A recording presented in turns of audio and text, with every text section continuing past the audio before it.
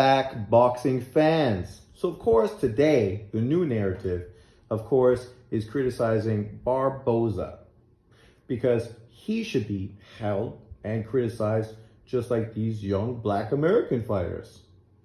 My question is, what young black American fighters?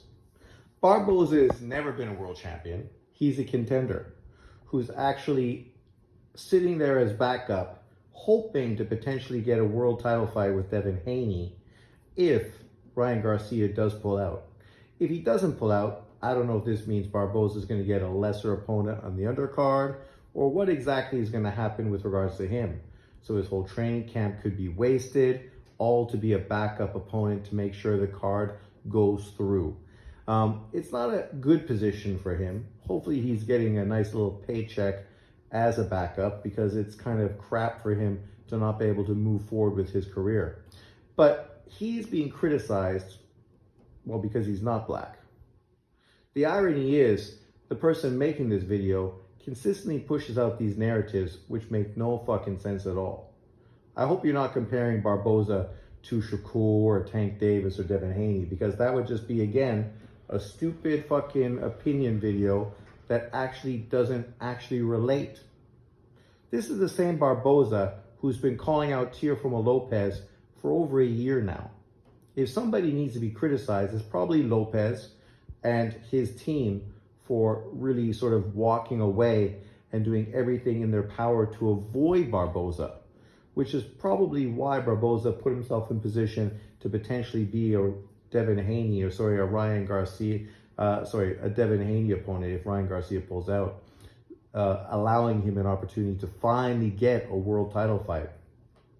The irony is Frank Martin is now getting a world title fight.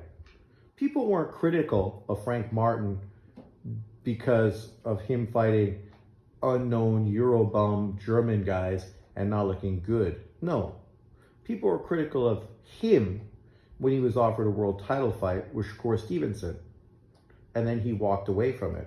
The difference between him and Barboza is Barboza hasn't been offered a world title fight. All the world champions have avoided, ducked, dodged, and put themselves in position where they wouldn't have to face Barboza. We can look at another black American 140-pound fighter who is a pretty good fighter and obviously a guy we can compare reasonably with Barboza, and that would be Gary Russell. Gary Russell is 100% KO ratio, an exciting PBC fighter. PBC obviously has a lot of fighters at 140 pounds, so there should be no excuse not to be involved in big fights. They even have a world champion, obviously, in Rolly Romero, who holds the WBA title. So there are available world title fights available to him. The problem with Gary Russell is when he was offered a WBA world title fight with Albert Puello, he turned it down. And since then, has really done nothing in 2023. Had some obscure fight against a cherry pick opponent that nobody can even remember. But we're going to try to make this race claim that black American fighters are criticized, but everybody else is given a pass. Well, that's not true. This guy consistently criticizes every non-black American boxer and gives every single black American boxer a complete pass. He gave Frank Martin a pass for walking away from a world title fight with Shakur. He didn't even talk about Gary Russell walking away from a world title fight against Albert Puello.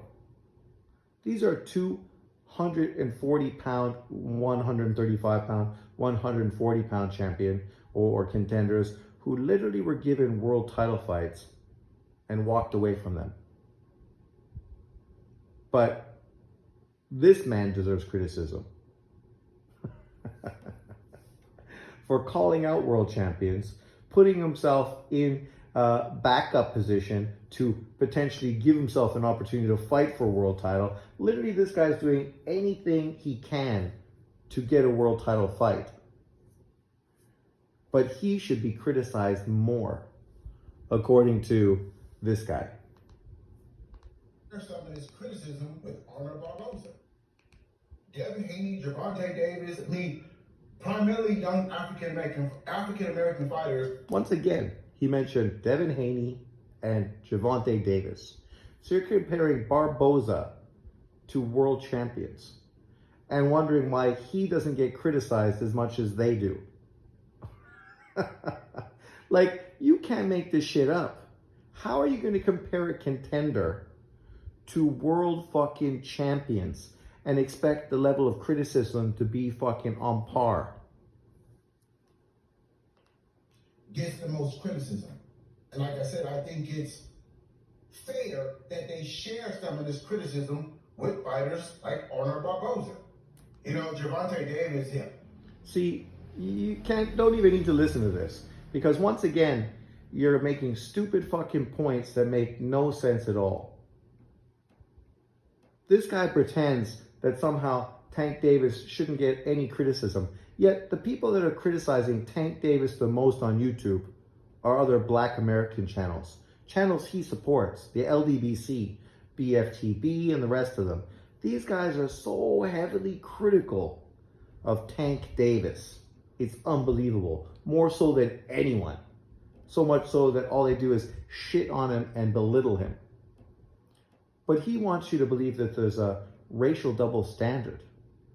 That Black American fighters are being heavily criticized more than other people. Yet the person that gets the most criticized in boxing is Canelo Alvarez. By fucking a million miles. So once again, John continuously pushes out this stupid fucking rhetoric that is not true, is not based on reality, and uses these fighters that aren't world champions, aren't considered the face of American boxing, or pound for pound quality fighters, yet they should be criticized like Tank Davis or Devin Haney. Pound for pound fighters, pay-per-view fighters, guys that want to charge you $85 to watch their fights. Whereas these guys aren't even headlining events, but they should be criticized as much as these other guys. How does this shit make any sense? Well, it doesn't. But when you're a feeble-minded, dumb motherfucker like John Boxing, you don't need to make sense.